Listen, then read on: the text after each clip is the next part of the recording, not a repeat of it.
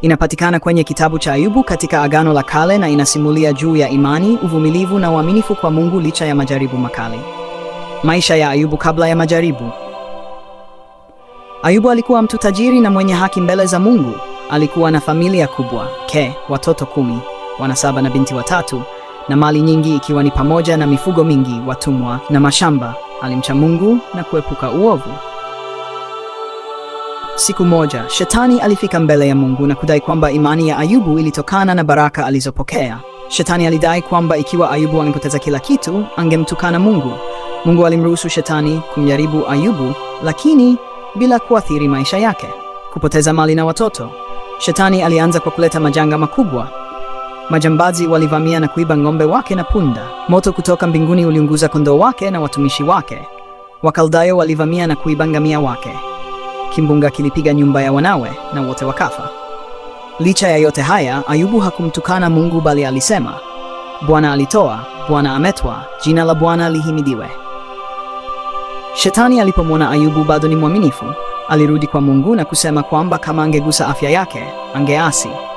Mungu alimruhusu Shetani amletee ugonjwa, lakini asimue. Ayubu akapatwa na majipu mabaya mwili mzima. Alikuwa katika maumivu makali kiasi cha kujikuna kwa kipande cha chungu. Mke wake alimshauri, mwache Mungu wako ufe.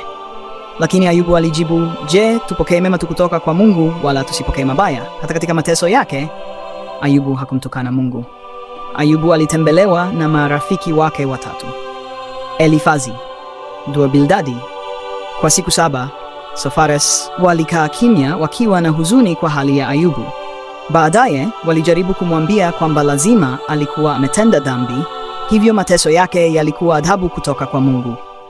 Ayubu alijitetea kwamba hakuwa na hatia na hakuelewa kwa nini alipitia hayo mateso.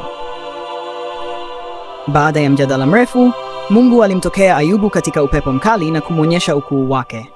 Mungu hakumjibu Ayubu moja kwa moja kwa nini alipitia mateso, bali alionyesha uweza wake kwa kuuliza maswali kama, ulikuwa wapi nilipoumba dunia? Je, unaweza kufunga nyota za kilimia au kuzifungua mafunjo? Baada ya haya, Ayubu alikubali ukuu wa Mungu na akatubu kwa kusema, nalikusikia kwa masikio lakini sasa macho yangu yamekuona. Kwa hiyo najidharau na kutubu katika mavumbi na majivu. Kwa sababu ya uaminifu wake, Mungu aligeuza mateso ya Ayubu na kumbariki maradufu. Alipata mifugo mara 2 zaidi. Alizaliwa watoto 10 tena, sawa na wale wa mwanzo. Aliishi miaka 140 baada ya hayo na kufurahia vizazi vyake. Mafundisho kutoka kwa hadithi ya Ayubu. Imani ya kweli haitegemei mali wala hali njema. Ayubu alidumu kwa Mungu hata alipopoteza kila kitu. Majaribu yanaturuhusu kumjua Mungu kwa undani zaidi. Ayubu alisema mwishoni kwamba sasa anamjua Mungu kwa macho yake, si kwa kusikia tu. Mungu ni mwema hata katikati mateso. Ingawa hatuelewi kila kitu, tunapaswa kumtumainia Mungu.